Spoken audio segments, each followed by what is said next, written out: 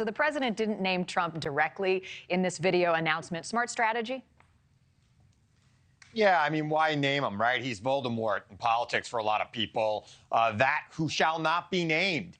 And quite frankly, everybody knows that Biden will make this a choice election between him and Trump should the Republicans make the major mistake and renominate Donald Trump as their standard bearer for 2024.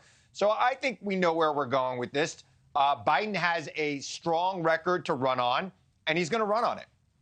Well, he said finish the job, so that might backfire. Some will say, well, you had 4 years to finish the job. How would you respond to that? I would say he's the most accomplished president in 4 years in a very, very long time. Major infrastructure legislation, the Inflation Reduction Act, which is helping families across this country, which is attacking climate change, which is bringing jobs across this country.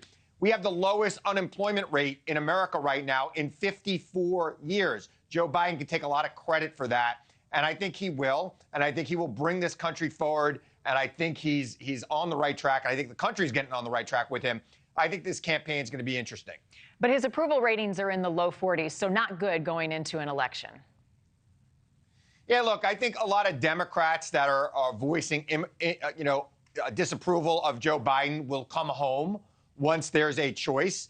His numbers right now are low, quite frankly, because of that. There are Democrats who would rather see somebody younger. But most people who disapprove of Joe Biden simply disapprove of him because of his age. I find it hard to believe that when there's a choice between Biden at 81 and Trump at 76, we're going to have that much of an age factor in who would be best to run this country. I'm actually glad you brought that up because I've been talking to a lot of people about age, and it's a discussion that we're having, but it doesn't really seem to go anywhere, right? I mean, it's just sort of like, yeah, they're old. Yeah, look, I mean, I'm a Gen Xer. I know that the millennials and the Gen Zs want to be in charge of everything right now. I think Gen X has got next, quite frankly. But here's my thing. Experience matters in running the country. Joe Biden has the experience it takes to bring this country through a very difficult time right now. And really, when we talk about age, we should really talk about what is he accomplishing, what is he doing. I think the president, while he campaigns, is going to have to get out there. He's going to have to show that he's capable at his advanced age to do the job. I think he's done the job very well over the last 3 years.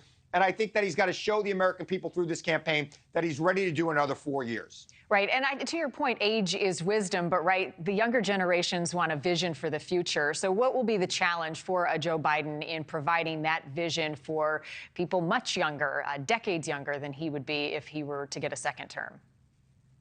I think he's got to show them what he's done already to advance their vision. Like I said, the IRA is one of the most progressive pieces of legislation ever passed through this Congress. It is going to do more to lead the clean energy future, to bring us into the next century, to modernize this country than any other piece of legislation that has ever been passed.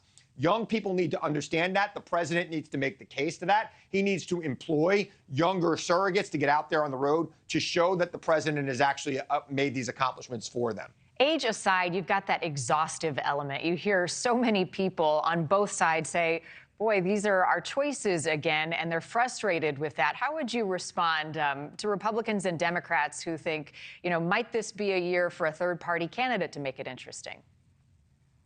Yeah, look, I don't think it's a year for a third-party candidate. We hear that every 4 years. Oh, this is the year for the third-party candidate. You're going to have two choices, right? You're going to have Joe Biden and probably Donald Trump. And at the end of the day, you're going to have to choose what's in the best interest for this country.